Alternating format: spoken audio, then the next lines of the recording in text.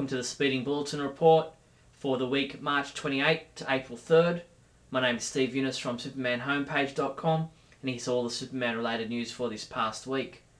The big topic of the week was the news that a federal court ruling in Los Angeles found that the heirs of Superman co-creator Jerry Siegel are entitled to reclaim their share of the US copyright to the character of Superman.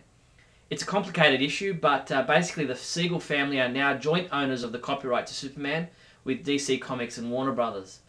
Variety reports that the federal court ruling could crimp plans for future Superman projects, with the WB already looking like they'll be required to pay tens of millions from the domestic haul of Superman Returns to Siegel's heirs under the ruling, which applies to domestic monies for Superman projects since 1999. Stay tuned for more news on this, as it's likely Warner Brothers will appeal the decision. Barry Fryman reviewed the CD soundtrack to Justice League The New Frontier, which is now available for purchase. In his review, Barry states, "Man-Thi's score would make perfect afternoon comic book reading music." The initial pressing of 3,000 copies of the 8 CD collection Superman the Music has now sold out. The second pressing will bear the marking Edition 2 on the first page of the book, but will otherwise be identical to the first. The product is currently in manufacture, and another run of 3,000 copies is expected to be available in early June. Artist Dylan Cole has posted a gallery of his matte paintings of the Fortress of Solitude from Superman Returns on his website. The series of images show the Fortress of Solitude from different angles and in various scenes from the movie. In recent months, we've seen a few items posted on the internet pertaining to what in the early 1990s looked like being a possible 5th Superman movie starring Christopher Reeve. Now, thanks to Ilya Salkind, we're pleased to present the 1991 footage from Live with Regis and Kathy Lee, in which Christopher Reeve also talks about the licensing being back with the Salkinds and movement on a 5th movie, which sadly never came to be. The big news in television this week for Superman fans is the open letter sent out by Miles Millar and Al Gough, the creators of Smallville, stating that they will no longer be working on the series as of next season. The CW and Warner Brothers TV issued a joint statement saying, "While we are sad to see them go, we are very excited to announce that executive producers Darren Swimmer, Todd Slavkin, Kelly Souders and Brian Peterson will helm the show next season." Jeffrey Bridges has updated our Legion of Superheroes episode guide with his summary of the first part of the series finale, Dark Victory Part 1. Jeffrey has also written his review for this same episode, which he rated a 5 out of 5, saying, "This is what I've been waiting for. This is what this show should always be."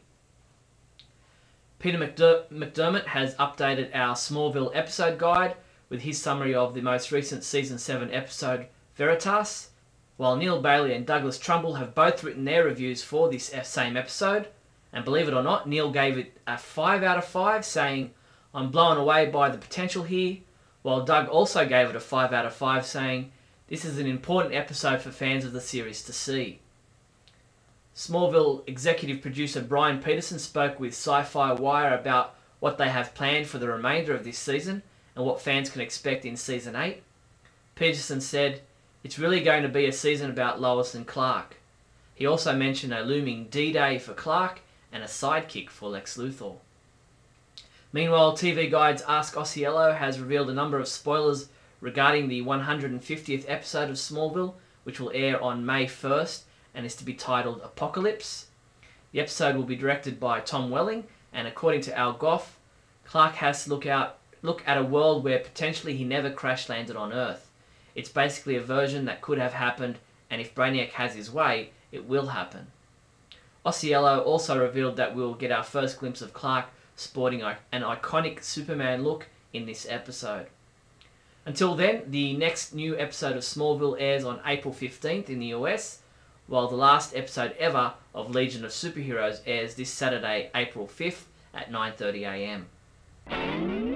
Jim Mooney, the prolific artist who worked on memorable DC Comics features including Batman, Supergirl and Tommy Tomorrow, died this week aged 89. In 1959, Mooney became the regular artist on Supergirl and continued to illustrate Supergirl through the 1960s. Our prayers and thoughts go out to his family and friends. Newsarama.com spoke with Jeff Johns, who revealed plans for a 5-issue run titled Final Crisis Legion of Three Worlds, which sees Johns team up with artist George Perez to tell the story of a multiverse-spanning 31st century battle beginning in August. Comic books we reviewed this week included All-Star Superman number 10, which was reviewed by Neal Bailey, who gave it a 5 out of 5, saying, "This story was incredible." Jason LaRouche reviewed Countdown to Final Crisis 5, giving it a 4 out of 5 rating, stating that the story felt a little hollow. And lastly, James Lance took a step back in time, reviewing Action Comics 490 from December 1978. James rated the No Tomorrow for Superman story a 4 out of 5. Superman comics shipping this week from April 2nd include Action Comics 863, which has an alternate second cover, Countdown to Final Crisis 4, Infinity Inc. number 8, Justice League Unlimited number 44, Supergirl number 28, Trials of Shazam number 12 features Superman, and Superman 321 Action Trade Paperback. Superman homepage reviewer Scotty V continues reviewing episodes from the 1980s Superboy TV series, this time taking a look at the 11th episode of Season 1 titled The Invisible People, which he rated a 1 out of 5. Meanwhile, James Lance continues reviewing story arcs from the 1940s Superman radio series. This week he reviewed A Mystery for Superman, which has an interesting twist that has Clark Kent on a bit of a wild goose chase. The Superman homepage Super Trivia quiz has been updated for the beginning of the new month. The 3 questions we're asking this month are: other than the Superman S symbol, what words are on the front of the Superman dog tag sold by the Christopher and Dana Reeve Foundation? What is the first thing Jason White says to Lex Luthor in Superman Returns? And what is the name of the extra-dimensional portal used by the residents of New Genesis and Apocalypse? Now, while we weren't actually directly on The Tonight Show on March 25th, Jay Leno played a video interviewing a young man who walked around the Wizard World LA convention dressed as Superman. Directly behind him is the Superfan homepage banner with Neal Bailey and Jeffrey Bridges sitting at our booth. Lastly, as you probably noticed at the beginning of this video, we launched our new Speeding Bulletin logo this week. And in conjunction with this new logo, we're pleased to announce a range of new merchandise, which if you visit the website, you will find links to our range of Superman homepage, Speeding Bulletin, and Bailey Planet merchandise.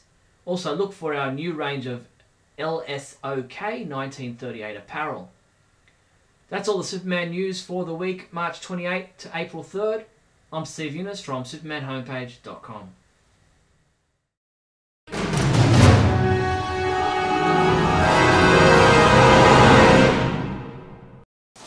Smallville! We have Lex leaving and Lana leaving with limited engagements, meaning they're probably going to come back in the last episode and become a meteor freak if they're going to follow the pattern of Pete. What do I think? Well, I think the show could explode and be really, really cool with a status quo change, but I don't know if it will. We'll see. Because you have the anchor that is Lana Lang, boom, leaving. But you also have Lex, who elevated the show. Michael Rosenbaum, one of the better Superman actors ever in any medium, gone as well. So they kind of cancel each other out and bring it back to status quo, so it all depends, as ever, on the writing. We got Brainiac coming in, we got more Justice League heroes. It has the potential to be a very good year if they don't stick to the formula. I hope that they actually take this as an opportunity to bust out, really blow it away, and make Smallville's last season, unless they do 9, Smallville's last season, the best yet.